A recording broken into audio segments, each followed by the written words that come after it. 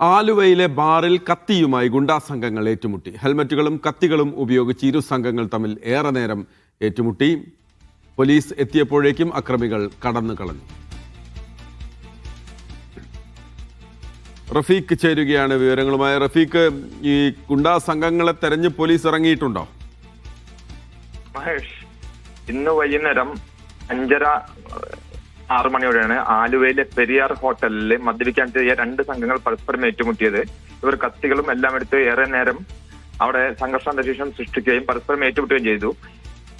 ഈ സമയം തന്നെ BJP മുൻ സംസ്ഥാന പ്രസിഡന്റും ഗോവ മുൻ ഗവർണറുമായ PS ശ്രീധരൻപിള്ളയുടെ കോഫി വിത്ത് പി ശ്രീധരൻപിള്ള എന്ന പരിപാടി അവിടെ നടക്കുന്നുണ്ടായിരുന്നു. ഈ പരിപാടിക്ക് എത്തിയ സ്ത്രീകളടക്കമുള്ളവർ ഉള്ള സാഹചര്യത്തിൽ കൂടിയാണ് ഏറ്റുമുട്ടൽ നടന്നത്. പോലീസിനെ അറിയിച്ച പോലീസ് എത്തിയപ്പോഴേക്കും ഇവർ ഓട്ടോറിക്ഷയിൽ കടന്നു കളയുകയാണ് ചെയ്തത്. ഈ 20ഓളം പേർ രണ്ട് സംഘങ്ങളിലായിട്ടുണ്ടായിരുന്നു. ഈ ഓട്ടോറിക്ഷയുടെ നമ്പറും മറ്റെല്ലാം തിരിച്ചറിഞ്ഞിട്ടുണ്ട്. അക്രമികൾക്കായി ആലുവ പോലീസ് അന്വേഷണം ആരംഭിച്ചു കഴിഞ്ഞിട്ടുണ്ട്.